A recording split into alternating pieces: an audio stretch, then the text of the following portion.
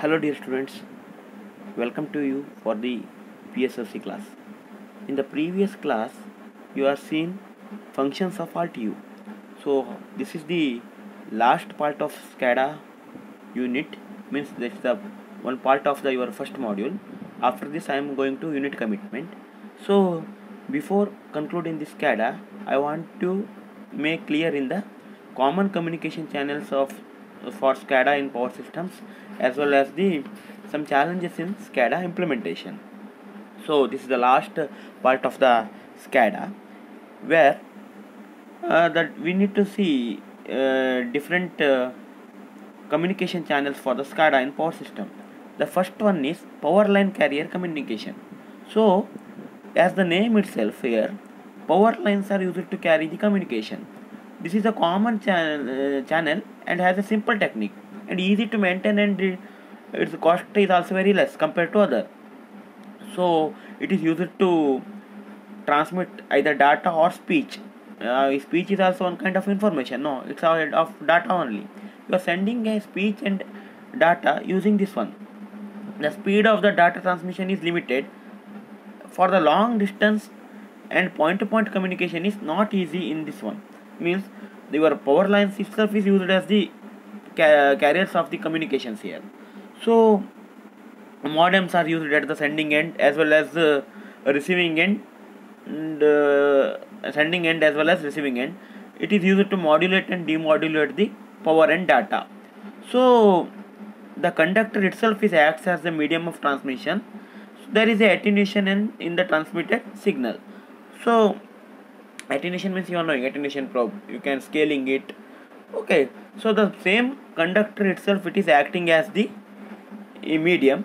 So this is called as power line carrier communication. Coming to the next one, it is microwave communication. So microwave communication, you are knowing the frequency range from 1 gigahertz to the 1000 gigahertz. A choice of 10 gigahertz would limit the transmission distance to 5 miles. The main advantage is that the data carrying capacity is high due to the large bandwidth, and the data are totally protected from the noise. So if you are seeing the power line carrier communication, you are knowing there is a data interferences like telephone lines, how inductive interference are taking place, all those things you are knowing. But if you are using microwave communication, all those problems will not be there here. So the data is protected purely from the noise. That's what your data is clearly sent. So microwave communication is taken with the high frequency signals. Next is fiber optic communication. So this is one of the best technology used.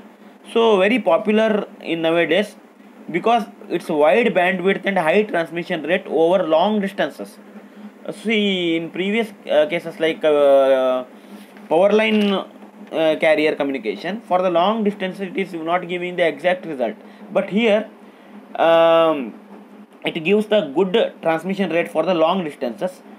It produces no emission outside the cable and not affected by the external radiations. So this is one of the important thing here. We need to see that in fiber optic communication, nothing is emitted outside from the cable, as well as the external any radiations will not affect the cable.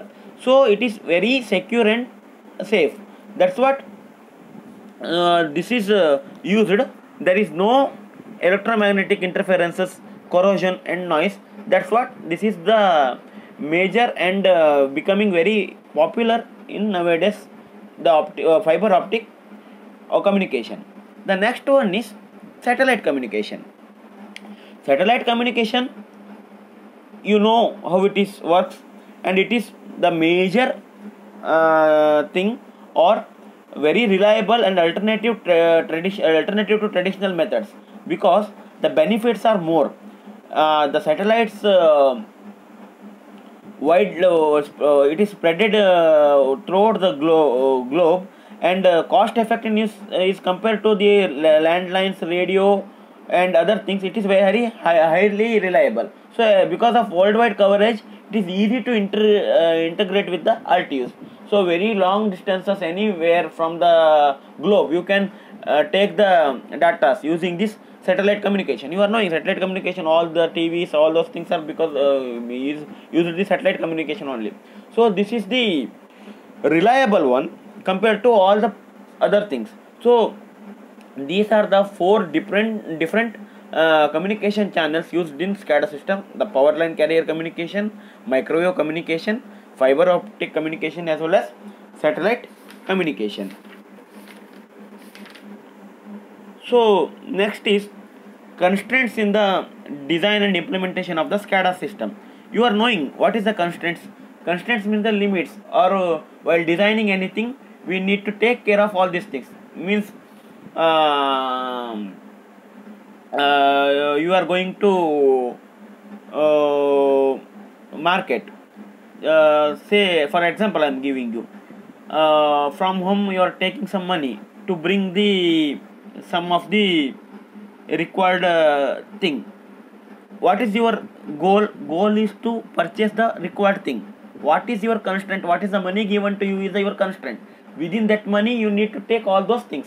So this is what the constraints. You understood now? Constraints means the limits, or you need to give importance to that thing. Depending upon those things only you need to achieve your goal. Here the constraints are database. So database size increases exponentially with the increase in the requirements. As the requirement increases, obviously the database size is going to increase. So it was tedious to maintain a supervisory database requiring a full-time programmer or supervisor. So modern systems, mostly it is used to mostly use relational database coupled with the advanced tools for the data entry. The significant feature is the single point entry, means where once the data are entered, the data management system and then propagated to the subsystems. Then data stream formats require extensive error checking, error detection, as well as the default values to be included. This is the database's constraint. Then project schedules.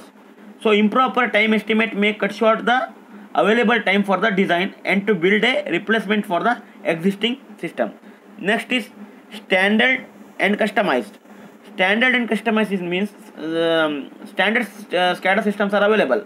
So the best vendor may not fit all the specification required. Means like you are purchasing some laptops, that is standard things will be coming from the vendor side, but sometimes you require something customized one. Means you need to add some graphic card, or you need to upgrade your RAM capacity, or you need to add some software. That is called as customization of the standard thing. So in this same here, SCADA from the standard vendor what is coming, if you want to change, you can design the required change. User expectations. So the reluctance of the operator to switch over to the newer technology is at the time becomes a constraint to the implementation of the SCADA. Means sometimes user may expect new things, then it is should be easy to switch to new technology. So this is what the SCADA's constraint.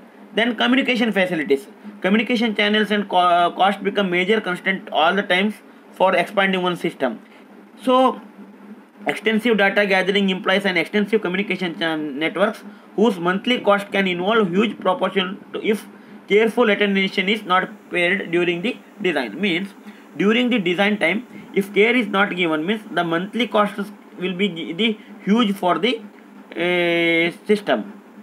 So optimal communication involves careful design of number and the location of the RTUs, transmission speed, backup facilities, routing, and use of the leased lines. So all these things to be taken care. These are the constraints. Then the last part is challenges for the implementation of SCADA. So what are the different challenges for implementing the SCADA? The first one is the challenges are ensuring the fail-safe system functionality on a 24/7 basis. So it should not fail for any time. So it should be regular, continuous one. 24/7 it should be what? Second one, implementation of innovative techniques to ensure situational awareness of the grid operator. So it is situational awareness to the grid operator. So any innovative techniques are there, then it should be implemented to give the awareness for the grid operator. Then third one is ensuring local observability of the system in real time. So real time observability, this is. Then fourth one is the ensuring availability of the correct data. So if data may be collecting, but it should give you the correct data. If data is wrong, the whole function will become wrong. That's what the availability of the correct data is must be ensured. Then integration of the EMS functions to predict grid behavior. So energy management systems functions to predict the grid behavior, the proper integration is to be done. These are the some challenges of SCADA. So by this your SCADA unit is finished. Next is unit commitment. After unit commitments a few chapters, the first module is going to end. So for the SCADA system, I am uploading the notes in your WhatsApp group. Thank you.